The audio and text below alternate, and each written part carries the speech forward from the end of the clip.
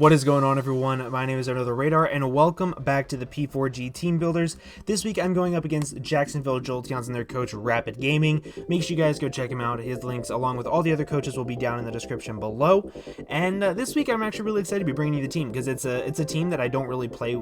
It's a team style that I don't really play with very often, so I'm kind of excited to use a different team makeup than what I normally would.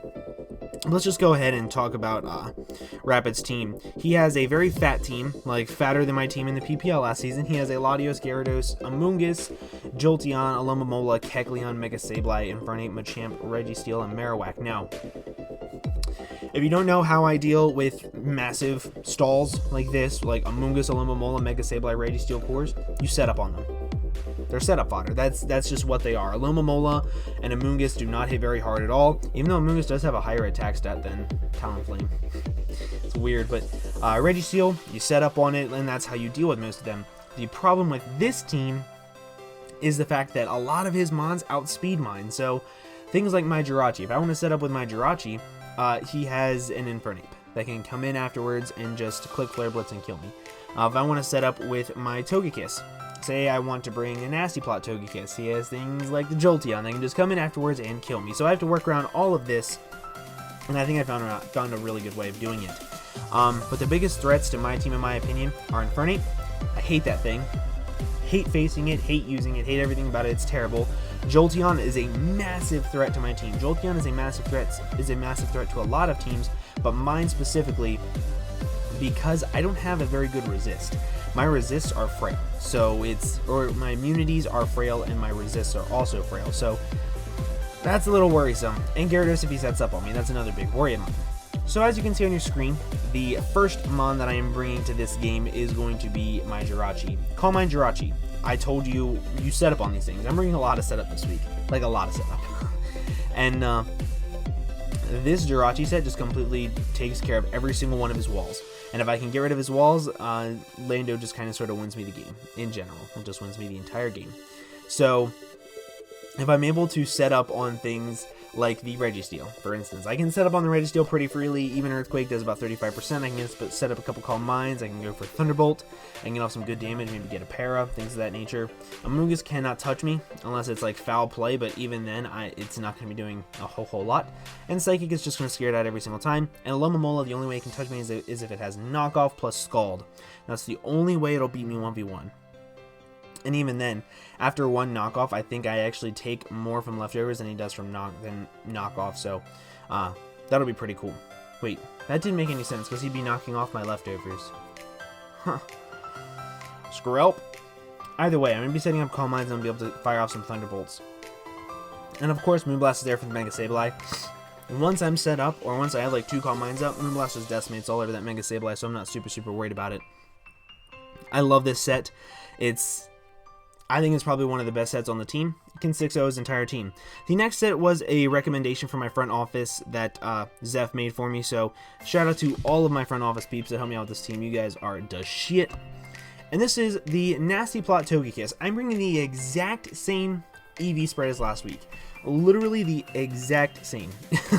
But that's just kind of funny to me. And this is not Air Cutter, it's Air Slash. I've never fixed it on this, but it's Air Slash, not Air Cutter. The Wakanberry. That is specifically so I can set up with my Togekiss on things like the Alomomola and the Mega Sableye and not have to worry about it. And then after I kill something, he goes into his Jolteon, I can live a Thunderbolt guaranteed, and then I just get a really big kill off.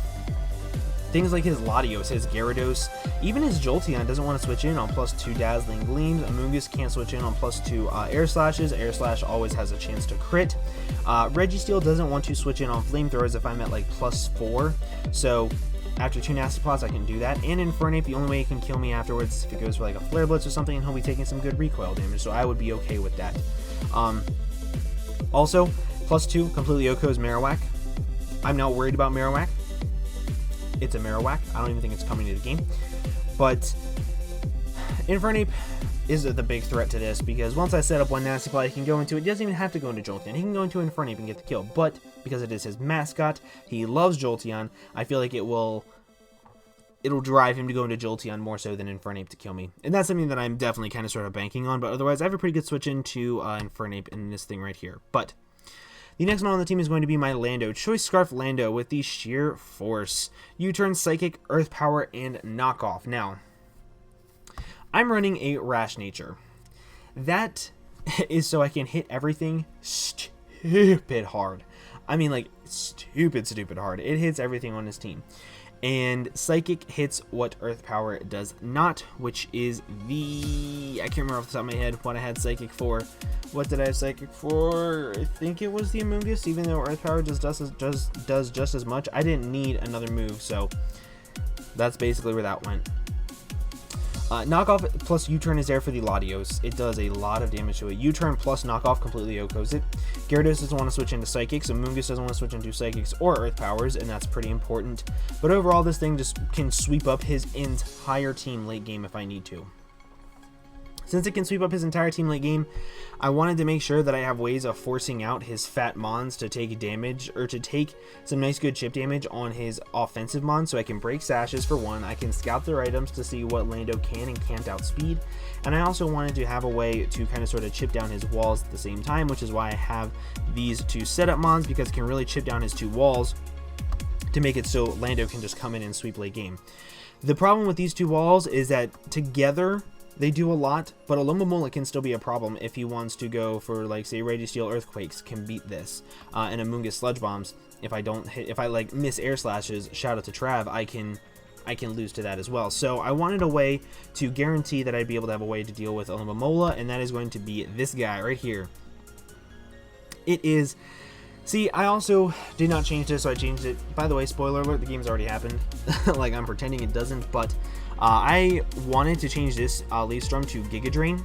However, I did not for the game. So that is why that is still Leaf Storm. You will hear in the game that I didn't change the spread. So that's what that is. This hits his team pretty freaking hard. Hidden Power Fire is there mainly for the Amoonguss and the Registeel. It does a decent chunklet. And Leaf Storm with 68 special attack EVs does a metric ass ton to that Alomomola. It hits it so freaking hard that I'm not even really worried about it. And Dazzling Gleam is also there for the Mega Sableye. Just completely hits it extremely hard. I'm not running Natural Cure for the first time, so that's something that I'm a little worried about, because I like having my switch-ins to status. I think it comes in very handy in League format to have something that can just absorb any status possible. But that's what this thing is there for, to get good chip damage off on his walls. And the next thing is this Roarcoon. My own... Oh, I didn't put in... Zephyr. I didn't put in the nickname. I suck. I'm sorry. So, this Roarcoon set... it's guaranteed not to hit KO by close combat from Infernape, along with having a little bit more Spadef, because in case he's like uninvested and not Life Orb Grass Knot, it won't kill me, and I can Scald it, I can rest up, I can roar it out, and things of that nature. It also helps if he really wants to be like Calm Mind, Psyshock, Latios. I can switch into this thing and I can roar it out while it's still setting up on me. That's pretty important. I love Roarcoon. It's my favorite Coon set, and I think it'll work out pretty well this game. But it's my only wall. Like, it's literally my only thing that I have to switch in. So everything else is basically going to be setup or U-turn. And the final Mon is the biggest win condition in my opinion because of his team matchup. And that is going to be my Tyrantrum with the Lumberry, Rockhead, Dragon Dance, Dragon Claw, Head Smash, and Earthquake. The reason why this is the biggest win con is because until he knows what item this is, he has to fear Scarf. So until he knows that this thing is not Choice Scarfed, he can't leave his Gyarados in on it, because I will be able to outspeed it unless he's Dragon Dance up and kill him with a Head Smash. If he is not Scarf Latios, I'll be able to send this thing in, outspeed it, and kill it with an Outrage. If he has in his Jolteon, I will be able to outspeed it with a Choice Scarf and kill it with an Earthquake. Same thing goes for Infernape if he does not have Mach Punch or Vacuum Wave. Same thing goes for Machamp and Marowak. So, all of his offensive threats. If he wants to fear Scarf, I can send this thing in, go for a Dragon Dance, and get up a free Choice Scarf ++1, along with a +1. There we go. We'll do that instead. And the main thing I want to set up on is that Alomomola. If that Alomomola is Rocky Helmet, that would actually be better than Leftovers, because he would not be taking the health back. And until he burns me with Scald, I do not have to attack him, or until I'm in range of dying from the Rocky Helmet damage. So if I can set up, I can get a lot of damage off on it. He cannot, if he burns me, I don't care, because I have the Lumberry, and Head Smash is Head Smash. It does what it does, and it just hurts things extremely hard. But if I can get up even to +2, I get a lot of kills because I will outspeed his Scarfers, I will outspeed his setup mons, I will be able to OHKO his bulky mons. It just hits his team really freaking hard, and I absolutely love Tyranium in this matchup. I think it's probably one of the best matchups for this game, and that makes me really happy. But as you can see, I'm going extremely setup happy this week with these 3 mons right here. This fast mon right here that is just very ow, and then these 2 somewhat bulky pivots, but even then, this is extremely offensive because it has like the Life Orb plus the 68 in special attack. It still hits extremely hard with its hard base stabs in Leaf Storm and Sledge Bomb. So overall, I think I'm just going to try to overpower his team, and I'm just going to try to go in and hit things, and hopefully they die, but that is basically the team. Thank you guys so much for watching. Let me know what you think of the team down below. Also, make sure, you check out Rappid's channel. His link will be in the description down below, along with every other coach in the league. And make sure you guys go. I'll show them some love for me. But thank you guys again so much for watching, and I will see you guys in the next video. Bye-bye.